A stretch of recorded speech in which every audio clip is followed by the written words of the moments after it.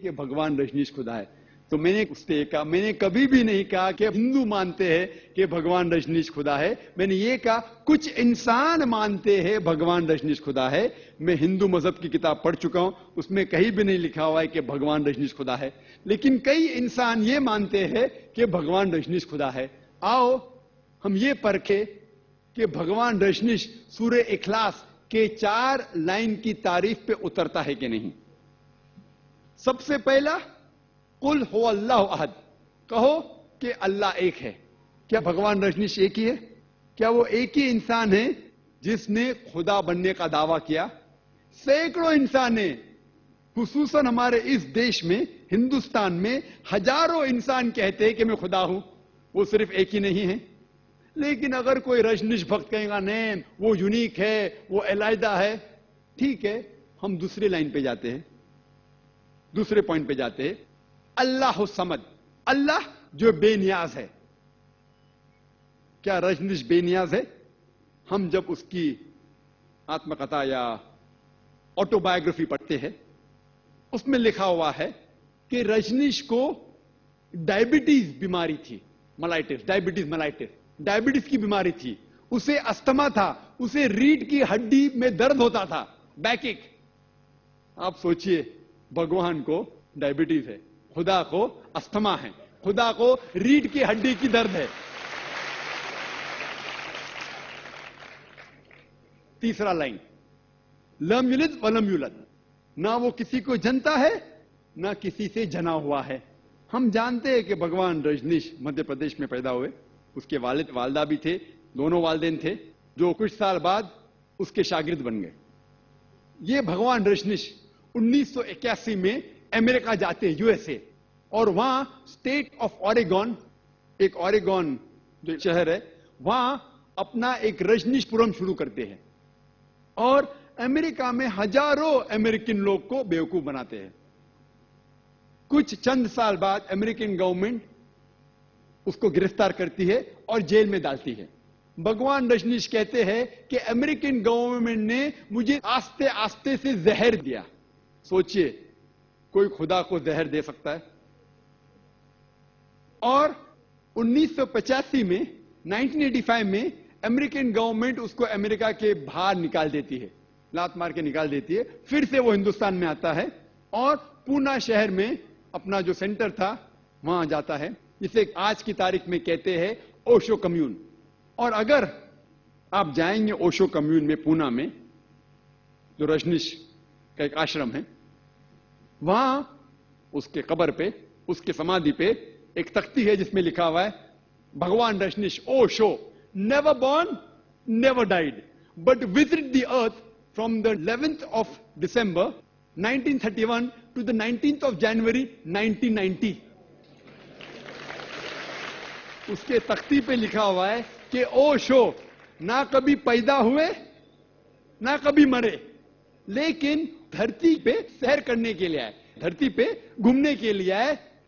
11 دسمبر 1931 سے لے کے 19 جنوری 1990 تک کے.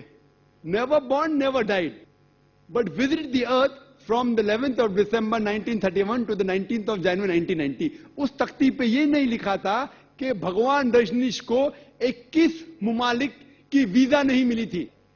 بھگوان آ رہا ہے دھرتی کی سیر کرنے کے لیے اور اسے ویزا کی ضرورت ہوتی ہے. اسے 21 ممالک کی ویزا نہیں دی گئی تھی. He was not given visas to 21 different countries of the world. Imagine Almighty God coming and he requires visa to visit different parts of the world. اور آرک بشپ آف گریس کے پادری نے کہا کہ اگر آپ رجنیش کو اس دیش سے نکال نہیں دیں گے تو ہم اس کے گھر اور اس کے چیلوں کے گھر کو جلا دیں گے. اور جو آخری لائن ہے وَلَمْ يَكُنْ لَهُ كُفُوًا أَحَدٌ, اس کے جیسا کوئی بھی نہیں ہے, اس کا ہمسر کوئی بھی نہیں ہے. یہ تو صرف صحیح خدا کے علاوہ کوئی بھی نہیں پاس کر سکتا. آپ اگر اس خدا کے مقابلے میں کچھ بھی چیز اس دنیا میں مقابلہ کر سکتے ہیں تو وہ خدا ہی نہیں ہے. ہم جانتے ہیں کہ رجنیش عام انسان جیسے ایک ناک تھے, ایک منہ تھا, 2 آنکھ تھے, 2 ہاتھ تھے, سفید داڑھی تھی. اگر آپ کسی کے ساتھ خدا کا مقابلہ کر سکے تو وہ خدا ہی نہیں ہے. مثال کے طور پہ اگر کوئی شخص کہتا ہے کہ خدا 1000 گنا آرنلڈ شوارزنیگر سے طاقتور ہے. آرنلڈ شوارزنیگر کا نام سنے گے آپ نے. آرنلڈ شوارزنیگر جس کو لقب ملا ہے مسٹر یونیورس, سارے جہاں میں سب سے طاقتور انسان, اس کو ٹائٹل ملا تھا سب سے طاقتور انسان آرنلڈ شوارزنیگر. اگر کوئی شخص کہتا ہے کہ خدا 1000 گنا آرنلڈ شوارزنیگر سے زیادہ طاقتور ہے, آپ اگر خدا کا مقابلہ کسی سے بھی کر سکے, کس سے بھی کرتے ہیں, چاہے وہ آرنلڈ شوارزنیگر ہو, چاہے وہ دارا سنگھ ہو, یا چاہے کنگ کانگ ہو, چاہے 1000 گنا ہو, لاکھ گنا ہو, یا کروڑ گنا ہو, اگر آپ خدا کا مقابلہ کس سے بھی کر سکے اس دنیا میں, اس کا ہمسر کچھ بھی ہے, کس سے بھی آپ کمپیر کر سکے تو وہ خدا ہی نہیں. وَلَمْ يَكُنْ لَهُ كُفُوًا أَحَدٌ. یہ 4 لائن کا ڈیفینیشن ہے سورہ اخلاص قرآن مجید میں خدا کی تعریف میں. اگر کوئی بھی شخص کہتا ہے کہ یہ خدا ہے, کوئی بھی انسان کہتا ہے کہ یہ خدا ہے, اگر اس 4 لائن کی تعریف میں اترتا ہے تو ہمیں اسے تسلیم کرنا چاہیے کہ وہ صحیح خدا ہے. ورنہ اللہ تعالیٰ فرماتے ہیں سورہ اسراء میں سورہ نمبر 17 آیت نمبر 110 میں, قُلِ ادعُوا اللَّهَ أَوِ ادعُوا الرَّحْمَٰنَ أَيَّمَّا تَدْعُوا فَلَهُ الْأَسْمَاءُ الْحُسْنَىٰ. چاہے آپ کہو اسے رحمان, اللہ کو چاہے رحمان کہو یا اللہ کہو, کچھ بھی کہو لیکن اچھا نام کہو.